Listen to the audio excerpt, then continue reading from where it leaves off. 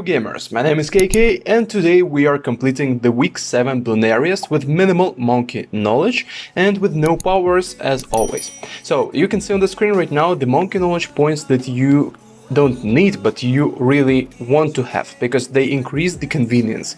First, there can be only one, so Vengeful True Sun God. Second, Mana Shield. Third, Road Spikes. These are all the monkey knowledge points. The second two monkey knowledge points are meant for you to greet in the early game more, so that you can leak more balloons with your lives. And the first one, it will increase the speed with which you kill tier 4 and tier 5 Bloonariuses.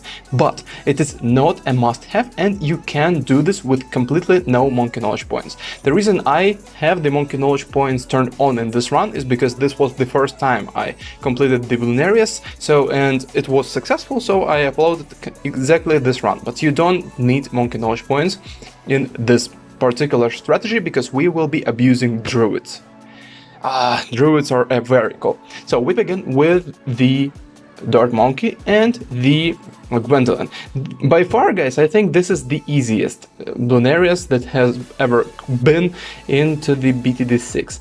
There was a pretty simple one on the Cracked, but I think this particular Bloonarius with the strategy I will show you is even easier than the previous ones. Because here we can greet so hard. This map is very, very easy, meaning that it's long and it has a lot of intersections which are very convenient for us, for example, to place the tech shooter, the ice tower, and overall the one True Sun God can reach on all the map, on all the tracks easily.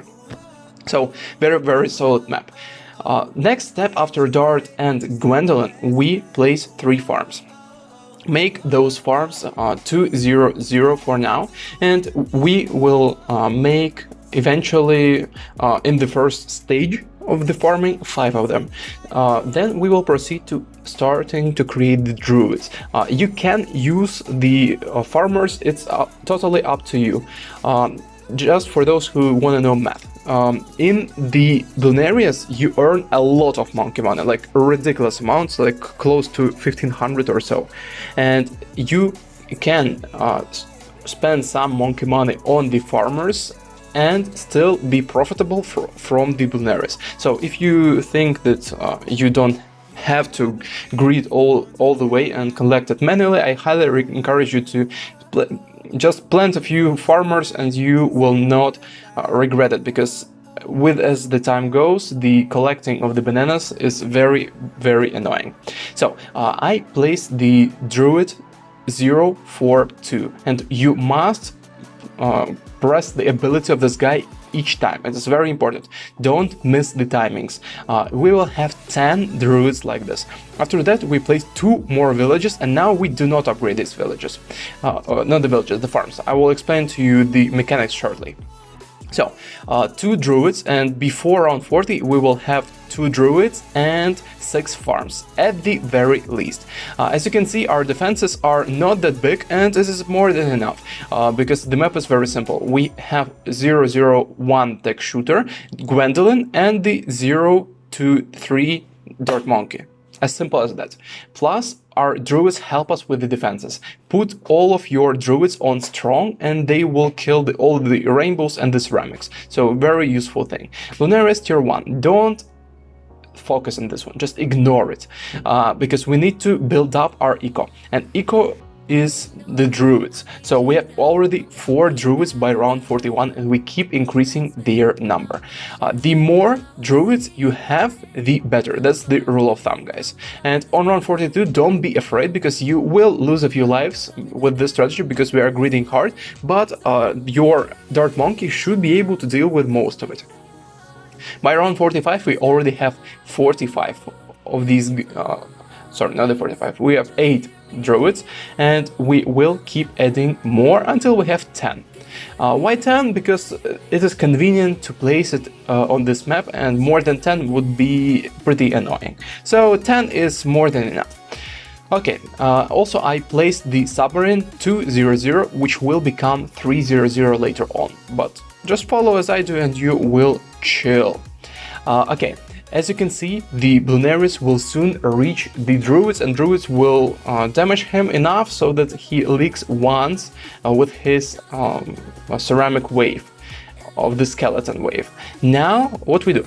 We place 2 boomerangs and 2 alchemists. Very important, as you can see at the top center section.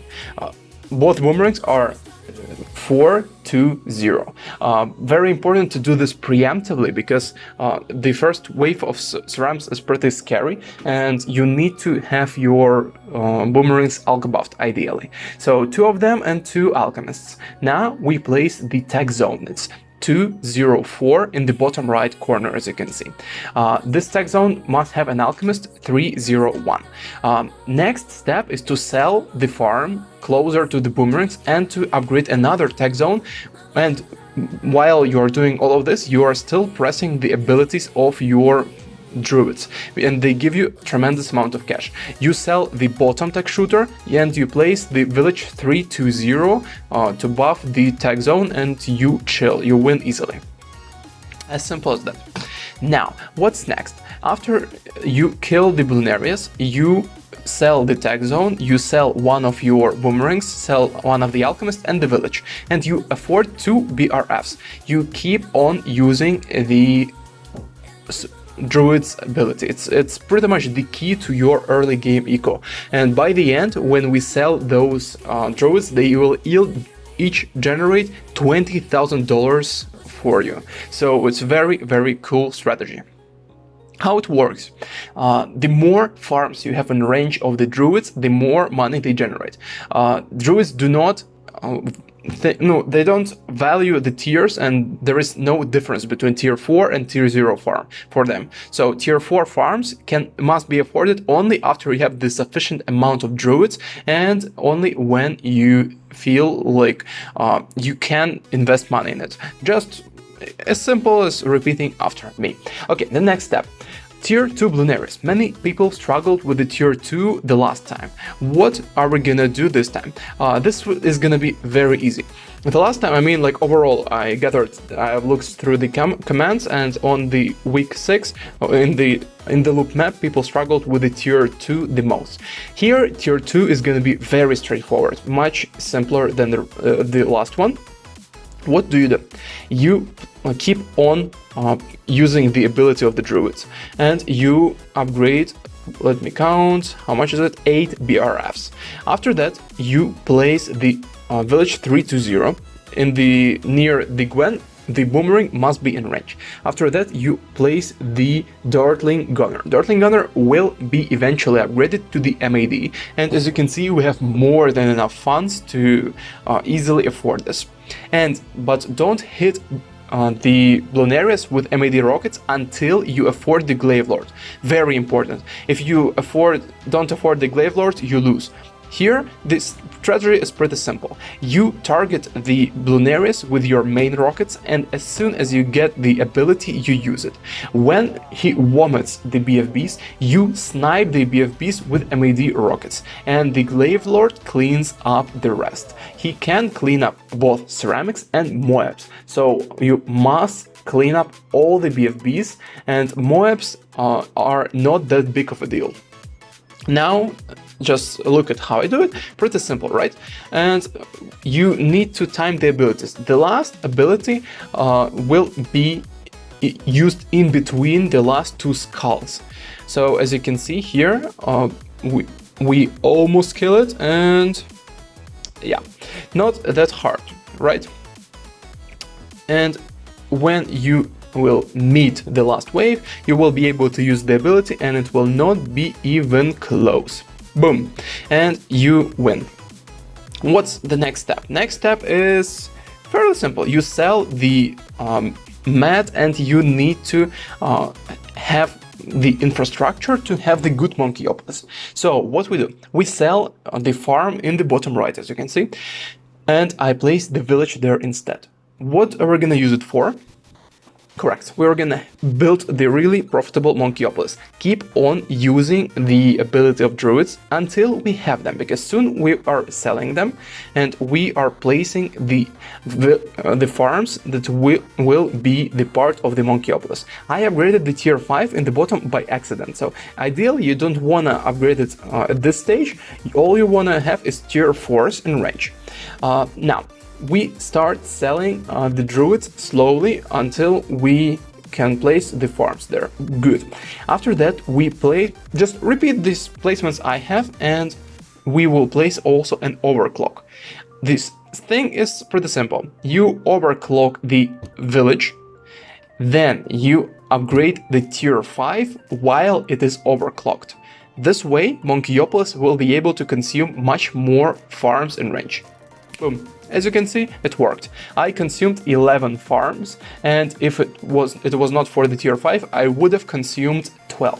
But the sweet number is from 8 to 10, so you don't have to sweat as much as I did, you don't have to worry about this much. So aim for the 8 to 10 farms consumed into the village, and you will be more than fine. Now, we are replacing the farms that we just consumed once again in order to have even more income, as you can see. As for the tier 3 Bloonarius, is going to be fairly simple and very straightforward. I'm pretty sure most of you already know that it's just the overclocked MAD and the Ice Tower 502. These are the key towers that we will use, and I opted for keeping the Glaive Lord at the end, as you can see, of the track, just to have something to clean up the rest of the balloons, because as you can see, Glaive Lord is amazing against the ceramics, and ceramics will ruin your life unless you have something very good against them. So Glaive Lord is one of these options. What you do is you keep on farming, you use the overclock on the MAD, and you target the Bloonarius. When he vomits the new stuff, you snipe it with MAD, and you also need to replace the Ice Tower so that the Bloonarius is constantly in range. Don't be afraid to sell it, don't be afraid to spend some money on this, because we have plenty by this point. As you can see, we have half of the map covered in farms, and it is gonna be very, very simple. I use TechBot to activate the ability of tier 5 farm, the bank, because I don't like it activating manually, but it can be easily done manually, so not big deal. It all depends on your monkey money and on your tastes. Good. I also placed the Sniper 502 for the med to deal extra damage to the Bloonarius. It's just the safety precaution, because same thing, we have a ridiculous amount of funds. And after this, we also placed the Legend of the Night, because we will be using it to sacrifice for the Vengeful True Sun God. And it will be able to help us with this guy. Why not, right? Okay, and as simple as that, on round 93, we kill this Bloonarius. Also, guys, I highly encourage you to follow my strategy, because if you mess up the farming, if you mess up the directions I give you, most likely this Bloonarius will kill you, because he's pretty quick boy. Okay, we sold the Sniper. This is the time for the maxed temple and then the maxed out True Sun God. I also upgraded the 2 crossbow masters in the beginning of the map, as you can see. 1 perma-charge boomerang, 1 ultra juggernaut, and I also placed the boomerang tier 5 in range of the temple. What we are doing right now is very simple. We are doing the sacrifices for the maxed out True Sun God, which will become the Vengeful True Sun God. The tower, basically the gist is you need to have the selling value of all the tower classes in range of the temple of 37,500. Or you repeat the towers I used to make as the sacrifices and you win. Simple as that. If you are confused about the Vengeful True Sun God and you never seen it, I have the link in the description to the detailed guide on how to place it, what works, what doesn't work, and how do you actually do this. Now, as you can see to the bottom left, I placed the support temple. Support temple does not have to have other classes, but if you have, for example, support, magic, and primary, it will be more powerful. So we can afford it, why not? The way you do support temple, you sacrifice the support class to it, and then after you create the temple, you buy the epic range and it reaches the main true sun god. At this stage, what you do is you overclock your vengeful true sun god and you use the homeland defense. Now, from round 110, I encourage you to place as many farms on the map as you can. We will milk them for 10 rounds. And this is the safety precaution. So if you, in case you don't have enough cash for something, in case you struggle, just place them for now. They will pay off in 5 rounds. So after round 116, you will make the sheer profit from this, and we will sell them shortly, but it's just the good way to be on the safer side. And as for the tier 5 is going to be very simple, because I already prepared the overclocks, I prepared all the classes of the towers that we need. We will create the first 2 paragons, dart and boomerang paragon, as soon as we get the tier 5 Bloonarius. Next, I have the Avatar of Wrath, MAD, and 2 paragons. Also, we must have the Sniper 502, and we also must have the Ice Tower 502. And as you might remember, you replace the Ice Tower closer to the Bloonarius. As simple as that. And from this point on, you don't need anything except using the abilities. You constantly overclock your temple of the vengeful true sun god. You constantly overclock the second temple. Also, you need to overclock the MAD, and you need to overclock the Avatar of Wrath, as well as using the ability of the homeland defense all the time. And you win. At this stage, you can, if you use tech bots, you can set up the tech bot to do all the biddings for you, and you just leave your PC for 15 minutes and you kill the guy. It's as simple as that. Very, very straightforward, and we have 1 million extra cash with this strategy by the tier 5 Bloonarius with all the towers that we could need in the world already bought. So very, very powerful strategy. Tell me your thoughts about this in the comment section, guys, because I think it's probably the very best strategy in my opinion. Okay guys, press the like or dislike button right now depending on what you think about this video. Subscribe now and press the bell notifications icon down below, and see ya in the next one.